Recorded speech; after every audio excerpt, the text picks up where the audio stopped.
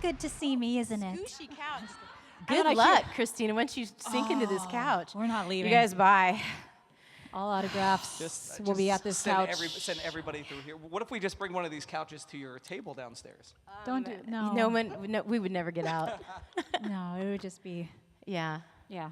I want to hold this with my hand here. You guys, I don't want to brag, but my thumb almost works. I just got it out of a cast after like 3 months. I'm so excited. Oh my gosh. Yeah. I like this. This is like the Lee and V hour. Leave It is. I like the Lee and V hour. I like that too. Oh, speaking of which, are you going to be able to come on the 21st to bake cookies? Yep. It's kind of an annual thing. Let's do it. I will be there. Wait, Yeah, we're going to do a live stream on December 21st, I think 10 a.m. Pacific, or 11 a.m. just to give her some time to sleep. 11. 11 a.m. Pacific. We're going to make some cookies and sing some Christmas carols. Yes. Yes. With this angel right here. Hell yeah. Yeah, I'm sorry. Oh, did you have a panel to do? No, Yeah, okay. I wanna, Yeah, okay. I want to talk about making cookies. So what type of cookies? They're my family recipe that's Okay. now in the Apex Legends game. It's called Pass Me That Sugar Cookies, but they're really just they're Mela's magical cookies. They're not that magical, guys. Even Not though it's that type California. of cookies. You can put whatever you want into them: chocolate chips, white chocolate chips, peanut butter, other things. But yeah, the secret is they have to be made by hand. No electric mixing, and you have to think really amazing, loving thoughts about the people that are going to receive the cookies. So the cookies that we make are always so amazing. But this year, I haven't even told you yet, we're going to have an auction. So someone, as soon as she finishes baking with me, I will be going to FedEx, and I will FedEx the cookies to somebody. I have a story about these cookies, actually. Ooh, I'm ready for it, you So- guys. You ready for it? I am. I was just like, I saw a guy a couple times, and he found out we were making cookies, and he lived right down the street from me at the time. And so he's like, can I try one of those cookies? So he was like, I love these cookies. And then 2 months later, he said, I love you. And now it's been a year, and we're happy. I didn't know that And story. you did that, those cookies. They are magic, you guys. Yeah. I'm so glad you saved them to the right person, though. I would feel bad. I thought you were about to tell me the story that was the one before the one. And I was like, oh, no. No, we're not going to tell that story. No, I love that. That I'm a part of your Meet Cute. Yeah. You guys, speaking of Meet Cute, right about now, is it 8 years ago? 2015, so almost 10 years ago. Almost 10 years ago. It'll be 10 years next year. Cristina and I were basically sitting like this in an airport lounge, waiting to go to New Zealand. Yep. And someone else was going to go to. It's so funny how heavy this is. I'm bragging, but by the end of this, I'll be like, my thumb is so weak. Someone else was supposed to come to New Zealand, and she got to replace him last minute. And we had an 11-hour plane flight ride. We talked about anxiety. I don't know if anyone here deals with anxiety, insecurities, right? And I mean, I think we started voice acting when you'd meet some people, but it was the beginning of what is our life now, which is meeting a lot of people. Yeah. And just really the sense, and here was this beautiful voice actress I totally adore, and she was so effusive and kind, and she taught me everything I know about selfies and really great makeup application. But this plane flight, we were like, well, I hope we get to do more things together. And within a month, we found out that we were cast in a show called Miraculous Ladybug together. That summer, we produced an anime skip beat together. wow. Oh my gosh. It turns out we were already sisters in the Fate series because you're Sakura and I'm Rin. So we did 3 movies together. We're in Blaze Blue, 7 Deadly Sins, Hunter x Hunter. What else are we in together? Mortal Kombat. Oh my gosh, so much. Not in Shantae, but apparently But you're IMDb, credited. this fan keeps updating all of my stuff with whatever they feel like I should have been in. And so that's my nice. IMDb has Shantae. It's like manifesting for you. It is. Thank you, whoever you are. Could you just add Oscar, Grammy, like the whole EGOT, like just throw me into Wicked. Oh, true story, you guys. We haven't seen each other. Have you seen Wicked yet, by the way? I have, and so my friend from Denmark wanted to see Wicked, and I didn't know that it was the night that it was coming out. And she was going back to Denmark, and I said, well, let's just go to the Sherman Oaks Galleria. And but for some reason, the smaller theater, and she didn't realize there were other theaters, but this smaller theater, the whole back section was bought. And I thought, probably payola. Like maybe they want it to seem like the #1 movie, but no, who's gonna buy like 40 seats, right? Well, we come in and someone is sitting in our seats, like just 2 rows down. And we figured, let's just move back to the section. I'm sure not all of them are sold. I didn't want to tell these people to move. So we go up and we're sitting down and then someone's like, excuse me, you're in our seats. And so I was like, oh, okay. And so now we have to tell the people to move. And my friend from Denmark was like, Mela, did you see who asked us to move? And I was like, no. It was like Jennifer Lopez. What? And all of her entourage. Her whole like production and her dancers, and because some of them are in the movie, I guess. But she had blocked out everything. And in my brain, my first thing was Stevie Mackey, who's her voice instructor, is also one of my coaches who helped me on this album. Drops in March of 2025. And so I was like, oh my gosh, I wonder if Stevie is with her. And I turn around and he is, and I just make a beeline. So I run to him. And I'm like, oh my gosh, Stevie. And he's like, oh, are you in this movie? And I'm like melting because I was like, he thinks I'm singing in the movie. So we're just chatting, and out of the corner of my eye, I see Jennifer Lopez, and you can tell she's like, hello? Like, but I didn't want to like get into her space or anything. So it's her whole group. And then I sat down, and my friend who's from Denmark was like, how do you know? But I was like, we're in a world, you and me, Cristina, we're like 1 degree of separation from all of our dreams. Yeah. So those girls, like almost 10 years ago, like, what's going to happen a year from now? You guys are going to watch us on some panel, and I'll be talking to you about your new TV show, your new album, and I have a Christmas album coming out, a vinyl, next year, and we're going to have a duet on it. I have an EP coming out on Thursday. Okay. 4 songs coming out this Thursday, but the one that really matters is the 12-song vinyl, but it's like a 24-song digital. And there's going to be some bonuses. I'm going to be doing a duet with this We have to get girl. started. We have to start in like I January. sent you a Holy Night, right? I don't think so. I did. You just get so many texts. You didn't even. I gave you a pre-release. You guys talk amongst yourself. Yeah, I sent you like 4 songs.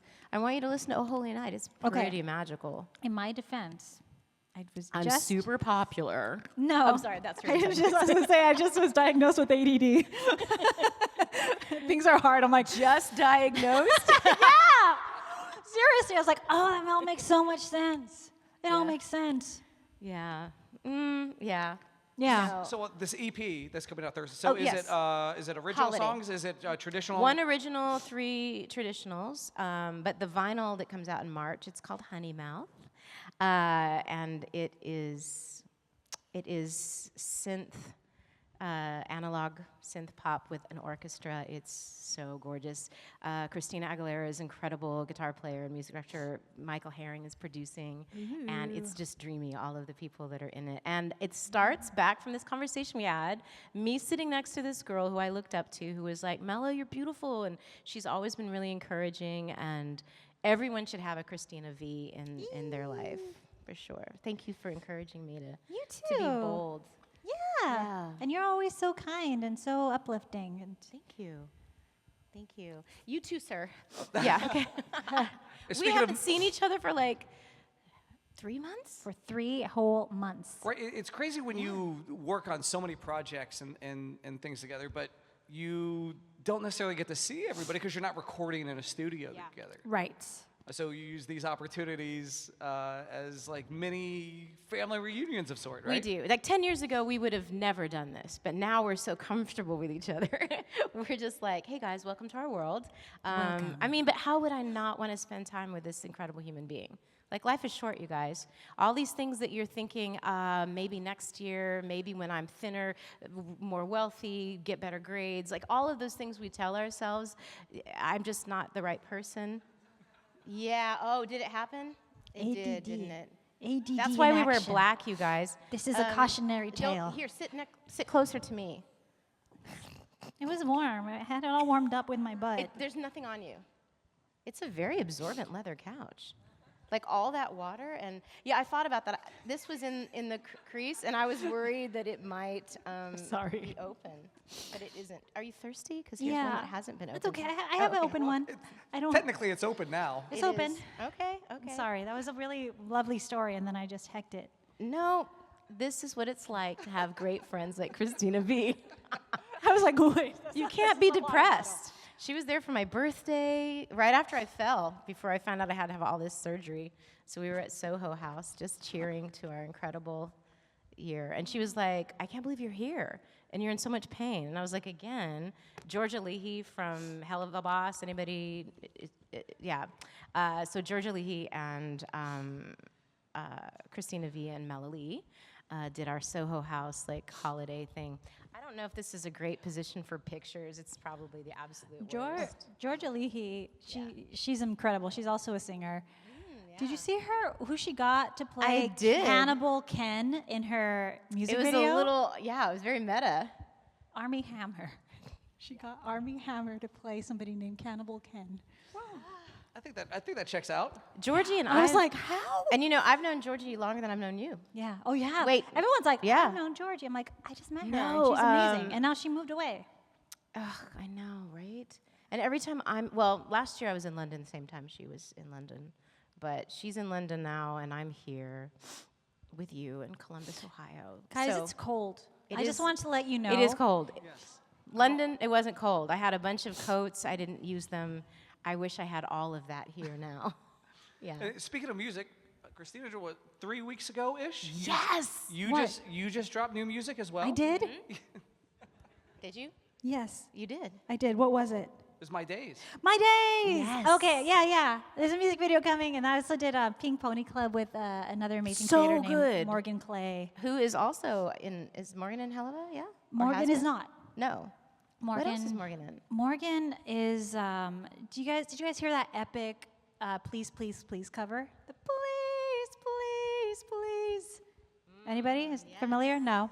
Yeah. Okay. Yeah. That's her. Morgan did that. Yeah. She's amazing. Yeah. I'm sorry. She may not be the only person with ADD here. I'm just putting it out there. Welcome to our panel. So we're in some shows together. I can see some incredible cosplays. Thank you for supporting our incredible life in the last 10 years. I think we have a big 10-year anniversary coming up this coming year. Oh my God. Lots of stuff happening. Anybody have some dreams? Just raise your hand that you had that have not come true yet, and you're just like, oh my gosh, this is not what I thought my life was going to be like.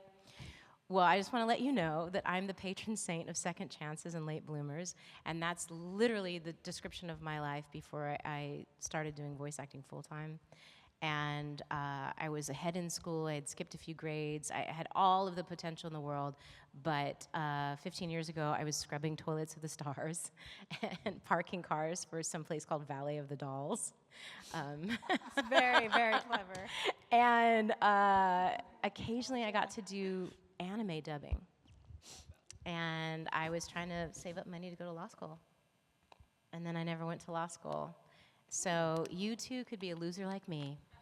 And all your dreams could come true at the exact wrong time, where everything goes right. Just want to put that out there in case anyone is me out there and has a crummy job or a crummy boss, or parents who are like, what are you doing with your life? Or you are parents and you missed your life because you were great parents. And listen, if you're still breathing, there's still hope. There's a tear in the universe and anything is possible.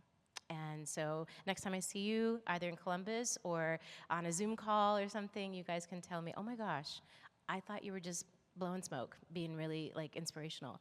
But let me tell you what 2025 brought for me. There's several people in the room right now, your whole life is about to change. Wow. And I'm not gonna take credit for it, but I will accept you coming up to our table and saying, you told me so. Yeah.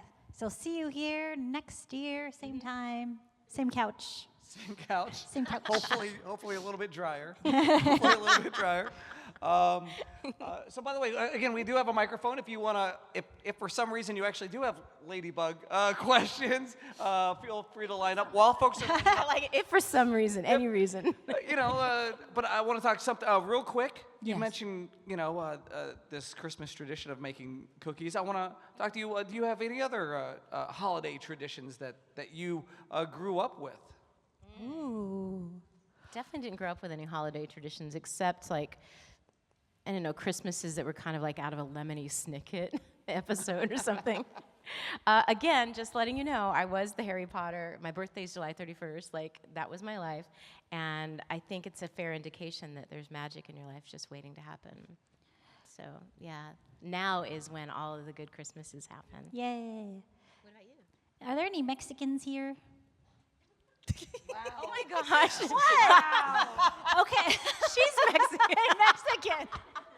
It's me.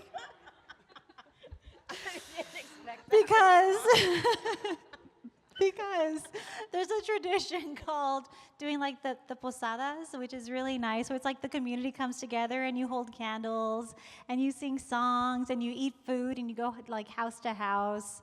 And that's one of the traditions I really enjoy. That's kind of cool. Yeah, it's really nice. It's like caroling, but with food. I'm a huge fan of that. Yeah. Every it's year, great. someone tells me I look like Mariah Carey, like especially Yeah. during Christmas. That happens a lot. Yeah. Is that gonna?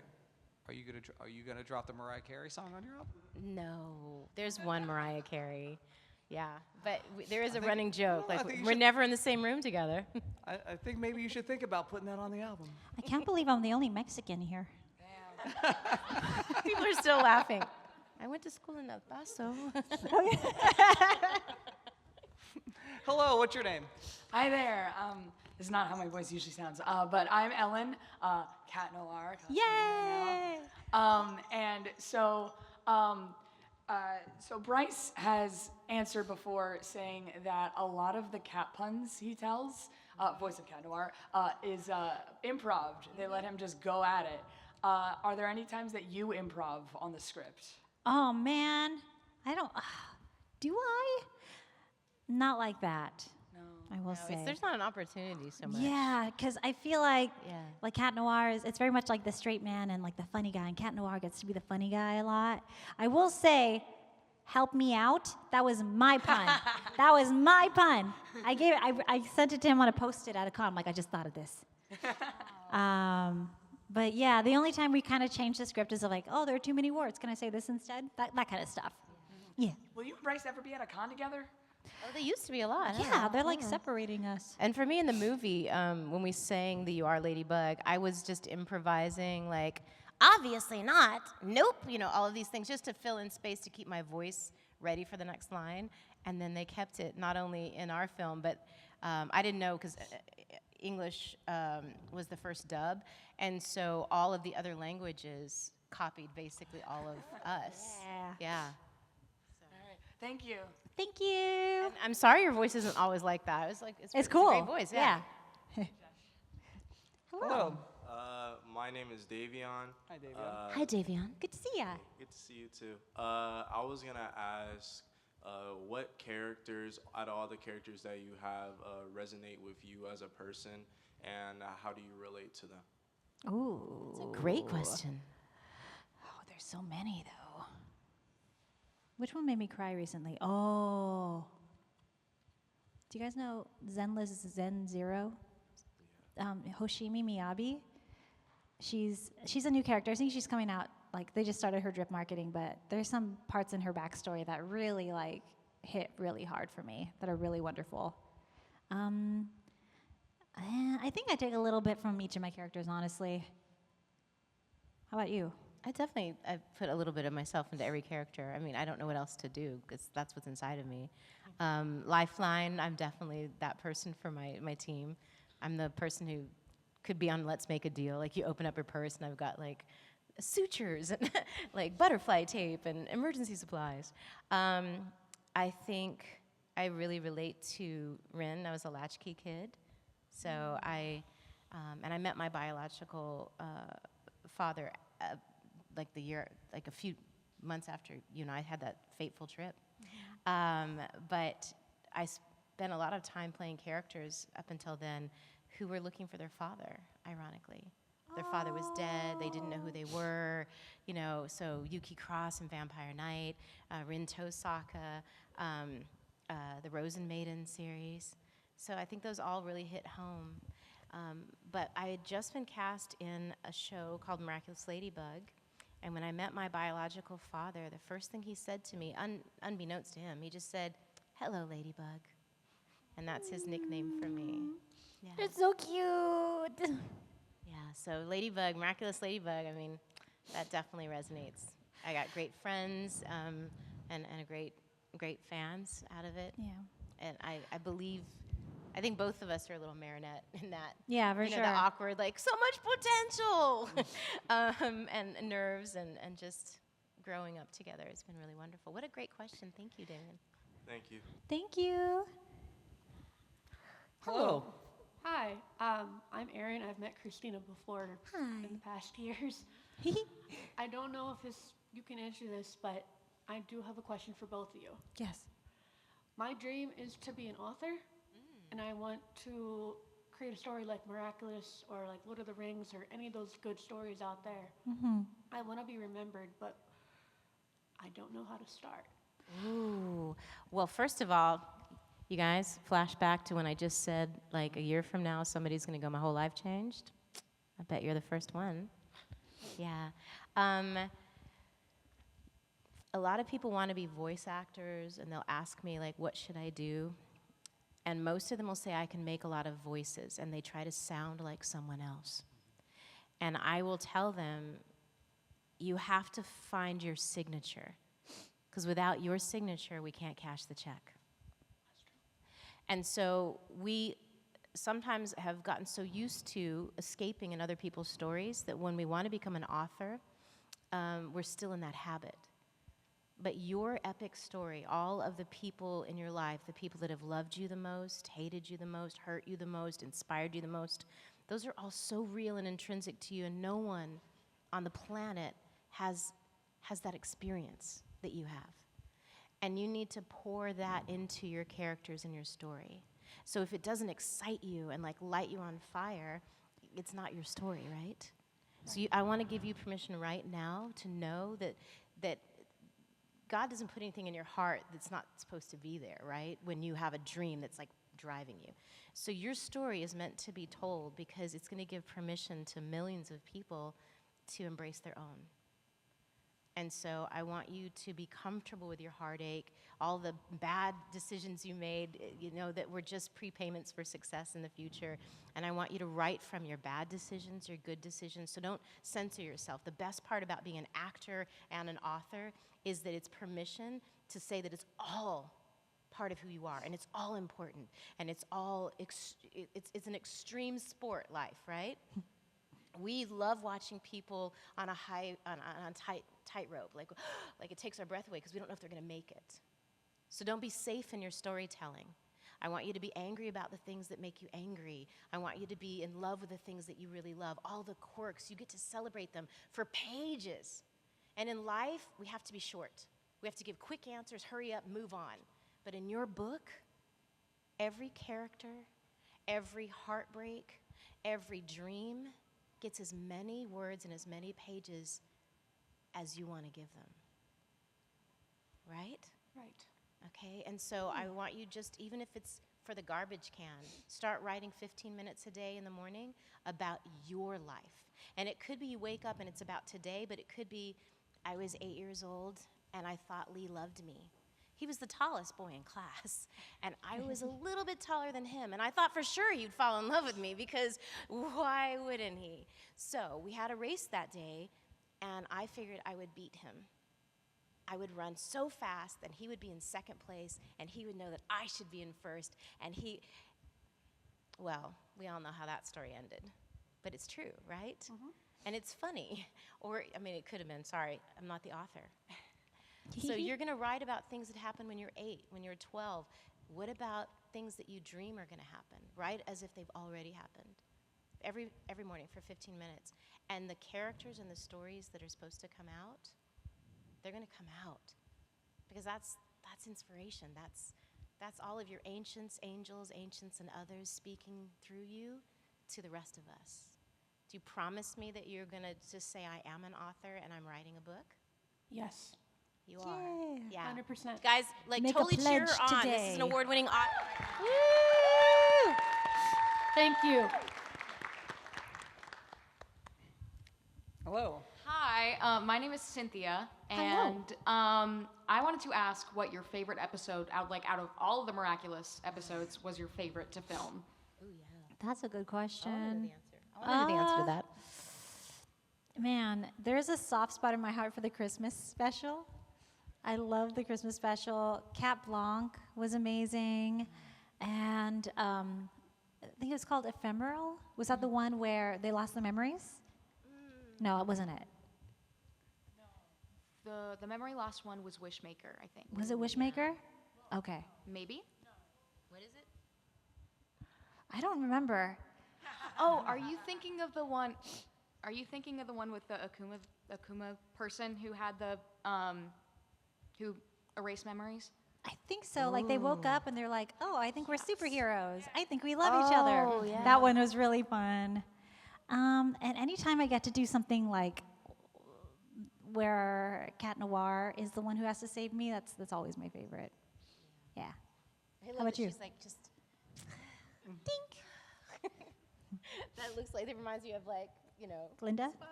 Yeah, Oh, that's true. or Yes, that. definitely. Sorry, I Linda. have Wicked on the brain. I'll be your Elphaba. Yes. We're gonna do a gravity duet. You what? Yeah. Oblivio. Who's Oblivio, yeah. I thought you were saying I'll play Bach. I was like, okay. we have half the cast now. Oblivio, you're right. It is Oblivio. Thanks, Thank Bach. you for that. Thank you for that. I love all of those. Yeah. Those are great ones. And I mean, what a great callback to what we were just talking about. Don't forget who you are. Yeah. Remember who you are. Thank you. Thank Thank you. you. Hello. Hi, I'm Reese. Hi, Reese. Controversial question. Do you think the writers did Chloe dirty? I hear some ooh. Is that a controversial question? Well, okay, this is my opinion. Yes. I mean, in season 1, Chloe was actually given the chance to be turned good. I mean, if she was with the right parents, I do believe she would have turned out good. But I don't know, like towards like the end of the series, well, towards it, it's not the end yet, but I just feel like they did her dirty. Well, I mean, she hasn't gotten her redemption yet, but doesn't mean it won't happen. Okay. You know what I mean? I feel like there's still so much time. I'm very curious to see what's going to happen with Chloe. Yeah. Yeah. Okay, So- thank you. Thank you.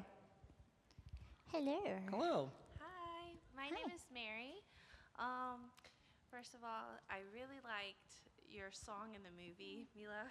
Thank you. My favorite line is like, "I have one job, I'm good at it," and I sing that constantly at work. I love that. And one of my favorite versions is our version. I love your version, and my brother and I have had debates and conversations into late night over the movie versus the show, which brings me to my question for you guys. Yes. Was there a particular favorite working on versus show or movie? Like, did you like Ooh. the experience better? The movie was very actually challenging for me. Because it was during COVID. It was during COVID, Yeah. and we recorded a version of the movie all the way through where I was just talking normal, like Marinette. And then they animated that, and they're like, Cristina, it's too much. And I watched it. I'm like, it's too much. Because now the animators did, like, they were so expressive and emotive that I didn't need to be that expressive and emotive. And so we had a film director, the guy, Michael Gracie, who directed The Greatest Showman. And he was like, Cristina, you're a great voice actor. You need to be an on-camera actor right now. And so all the reads just became kind of like more subdued and like this. And that was really hard for me. I'm not used to it, but it was really challenging and really cool in a way to do something new with the character. Same thing for Tikki. Like they wanted, and it was because I came in after they had established her character as more subdued. In the series, Tikki is just adorable. But in the movie, Tikki is magical and all-knowing, and I really appreciated it because it helped us to be closer friends. I think you feel that in the movie. Yeah. And also, we were in Paris together for the world premiere. Did you go to the past We did. And we had just flown in, I think, that Friday. And Cristina had so much energy, she went to the catacombs. Went to the And I catacombs. went home to our apartment in Le Marais, and there was this woman and her 3 little girls, and it was one of those apartments where you have to have a code to get in the building, you have to have a code to get into the elevator, and then you have to have your code to get into your house. And they send it to you on your phone. Well, they had been out sightseeing, and their phone died But I didn't know any of this. There was a woman trying to talk really crummy French, or difficult French, like they totally didn't speak it, to this maintenance guy. So they were like, do you speak French? And I was like, yes. And so I'm speaking with the maintenance guy, and he's explaining they need the code. I don't know the code, I just clean. Yeah. So I said, okay, so he doesn't know the code. And they're like, wait, you speak English? I was like, yes. So it was like I'm struggling to speak with him, but we all could have talked. And she explains the situation that they were 3 stories up, but they didn't have the code on their phone. And I mean, by now I know that they're there. So I say, why don't you come up to my apartment and just charge your phone? And then you can have your code and you can, get to where you need to be. And so they're sitting and charging their phone, and they're like, why are you guys in Paris? Are you on vacation? And I said, oh, I'm with my co-star. We're going to go to see our movie in a couple of days. We're going to go to Disney Paris on Saturday, and then we're going to see our movie. And they're like, what movie? And I said, Miraculous. And the girls start screaming at the top of their lungs. And I'm not thinking, but they're like, we came to Paris, and Tikki and Marinette saved the day. They were huge Miraculous fans. And I was like, what? When is that ever going to happen again? And it's so cute. Yeah, and it wouldn't have happened if I'd had the energy to go to the catacombs. But we did send them pictures from the premiere. So I think, like you said, it was challenging to do a movie during COVID, to understand the difference between film and television, because it's a lasting medium. But then we weren't able to go to the American premiere. So the fact that Cristina and I got to fly to Paris together and experience that together. I'm so glad. Yeah. We had a actor strike going on at that time, so we couldn't promote it until months later. It was like, oh. Yeah, so we appreciate your support, and it goes back to just getting to hang out. Yeah. Yeah, thank you for your Thank question. you. Thank you. You said you worked on it during COVID. Did you record the movie at your house at home? Yeah, I didn't. You didn't? No. What? Well, you probably had so much to do. I don't know. I did have a lot of sessions. We recorded them from Yeah, my I went in, but I was by myself. Okay. Oh. So I went into the studio by myself, and it was a big old studio, and like it was weird because we couldn't hug or see. So it's like you could see someone through the glass, but they were in another room, and then you'd go in, and I mean, it was kind of like I could see Ezra through the glass, but we couldn't hug or anything. But yeah, I went in, but I didn't have anywhere near as many lines as Cristina did. Hello. Hello. My name is Jade. My question is, did you ever get frustrated? Because I know a lot of fans were getting upset because they took so long to get Marinette and Adrien together. And were you upset that it took so long? Were you excited about that episode? What are your thoughts on that? Oh, I still don't think I trust it to this day. I'm like, are they really together? Is this really happening? I know it's been a long time, but for me, I don't know. I just, the story has thrown so many twists and turns, and I was always just excited to see how it would happen, but I always knew that it was going to happen. But yeah, I don't know. I kind of, maybe I'm part of the problem because I was like, yeah, let's let the fans wait a little longer. Just hang on to that tension a bit more. Yeah, but the tension never quite goes away, especially when you're in love. It's so great that you're wondering, will it stay great? And I think everybody goes through that, especially if you're 14 or 15 or 16 years old. We don't know what the future is going to bring. Yeah. But I think it's good. I mean, as Tikki, I'm just going to say I love to celebrate love. I'm the Kwame of creation. And someone asked if I could fall in love, and I'm like, but I love everybody already. And I think whether it's 2 semesters or 2 decades, love is definitely worth celebrating. And I'm cheering Adrien and Marinette on. Thank you. Thank you. Thank you. Hello. Hello. Let me see if I can move it down a little bit. I'm Lexi. I was wondering if you guys have anything you would like to see for your characters in the future of the show with everything that's happened so far. Ooh. I'd love to be able to reach the ground. I never think that I'm short until I sit on some of these couches, and I'm like, No, we're both like, I'm almost there. Almost there. What about you? I don't know. goodness. You know what would be really cool if they aged up a bit? I would like that. Yeah, I want to see them in college and beyond. Beyond would Ooh, be cool, definitely. yeah. I would really love to play an older version of Marinette for sure. We've seen them a little bit, I think, in some of the episodes of like. Yeah. We've never like really seen like their faces or anything. But Yeah, I think that's it could right, yeah. totally be like Future Wonder Ladybug. Woman style, like going from Supergirl to Wonder Woman. You know, like Yeah. not that those are the same thing, but I could see Marinette being a fashion designer, and then she also like might as well upgrade her Miraculous Ladybug suit, like Tikki and Marinette. We're like, yeah, we could do some upgrades. Yeah, that'd be so cool. Well, thank you. I would love a Kwame like Disney Junior series. Yeah, totally. Yeah. Hello. Hello. Hi, my name's Brooke. I was just Hi, Brooke. wondering, with the animation style being moved over to a new animation and everything else, Yeah. does that make anything more difficult? Because you were saying earlier with the movie, it got a little bit more difficult with the voice acting and stuff. So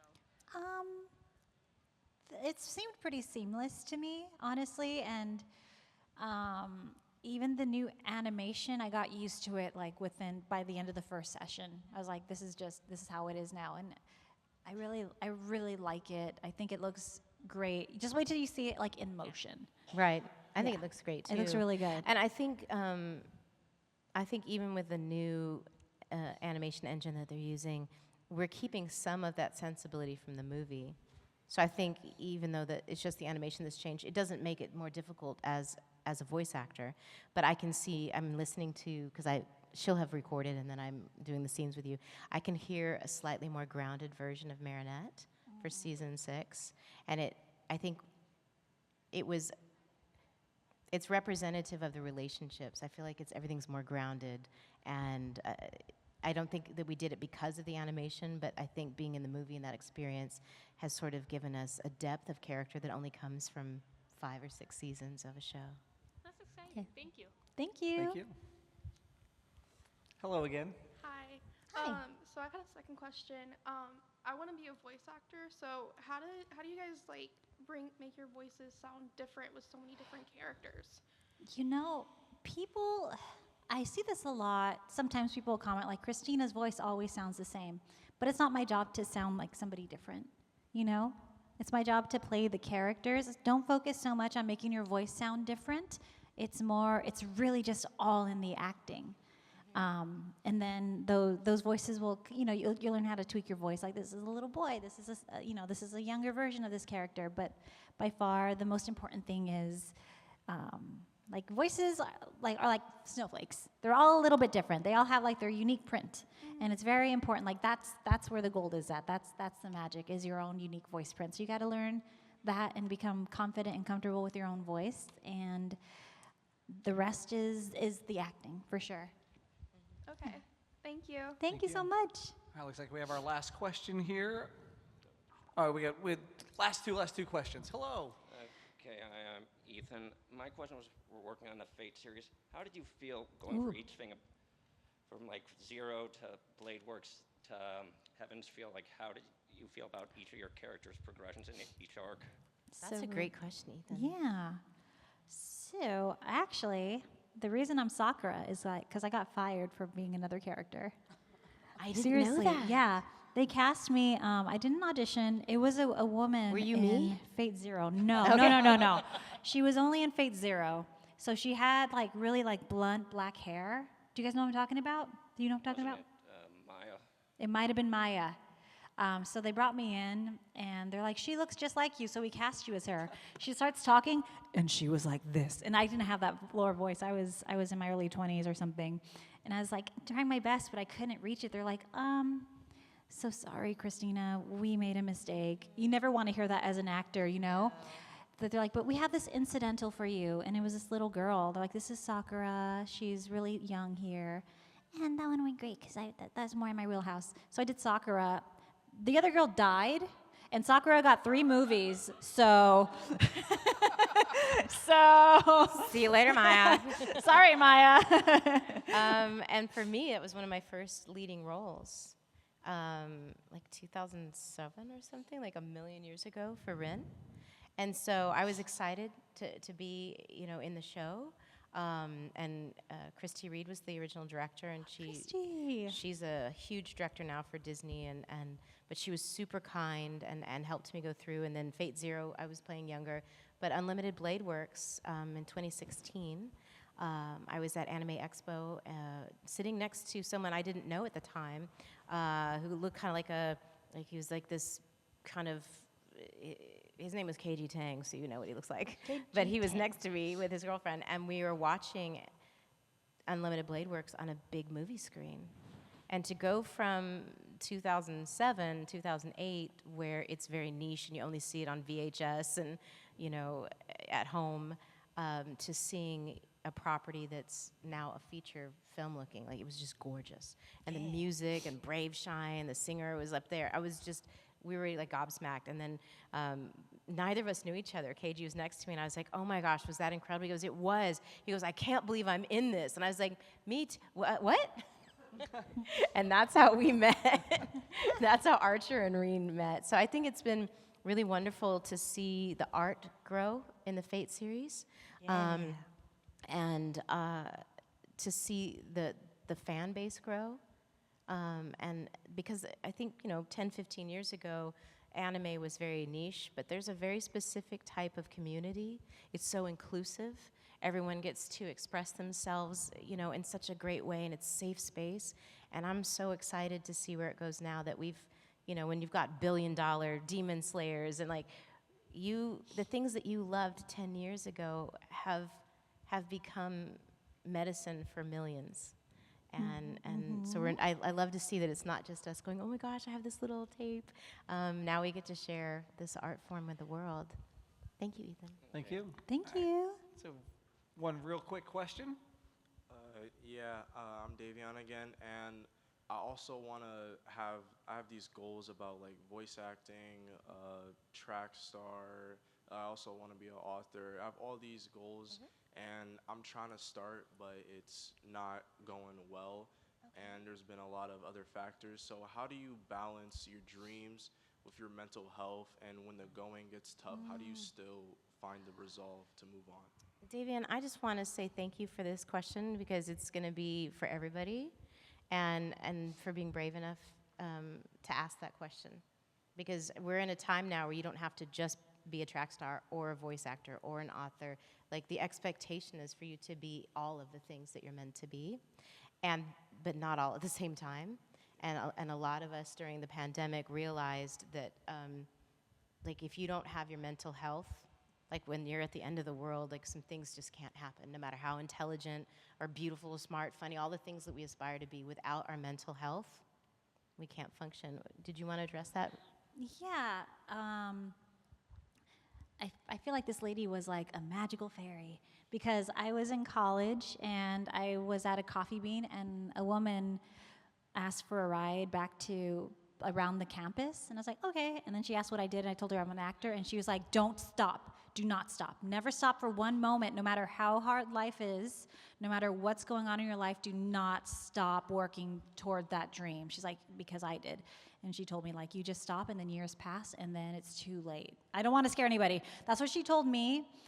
But the thing that I took out of that story was, use that, pour yourself into what you love, and don't stop for anybody.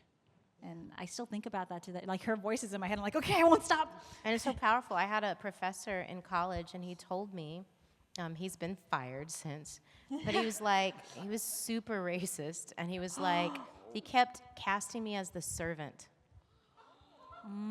in all of these, like the maid, the servant. And he was like, you're not black enough to be black. You're not enough of this. I mean, I'm just being real straight with you guys. And he was like, I think you should find a different thing to do. And I gave my theater scholarship back and went full ride academic, and realized I wasn't drawn right. And I just didn't have what it takes, because he told me I didn't. And I spent 10 years doing everything else except what I'd always dreamed of being. And then I took a few voice acting jobs before I went to law school, and then there was a few more voice acting jobs, and then less law school. And before I knew it, the side job, the unrealistic, who's a full-time voice actor? you know? So in 2008, I lost my job on Wall Street, and I was having all of these crazy jobs, doing some anime, which I was so excited because Bang Zoom feeds you. And they were so nice. They're like, they would have catering, and they're like, ugh, we're just gonna throw it away. Would you like this mac and cheese? Would you like the, and I'm like, mac and cheese, oatmeal? And like I would just take it all home and be eating. And I was living in a one-room apartment, not even an apartment, it was somebody's pool house. So I had to, you know, electricians tape the doors shut so that the breeze wouldn't come in. And I was trying not to file bankruptcy, because if you go to law school and you can't get with a good law firm, like it was just, I was an absolute failure as a human being. But I started writing music. I mean, because when all your dreams are gone, you might as well be unrealistic. I was like, I'm just gonna make an album. You know, maybe I'll get a publishing deal. Maybe I could get cast, you know, in a couple more animes. These are all totally unrealistic, and my mother, you know, was really disappointed in me, and I could hear that professor in the back being like, you're not. So it was just like a delusional thing for me to think I could be a successful actress or singer. But at this point, I'd lost my job on Wall Street, like the good job. So if I'm gonna be miserable, I might as well every day write a little bit, and at least I could be trying. But honestly, in 2008, that's all I had. You're gonna make me cry.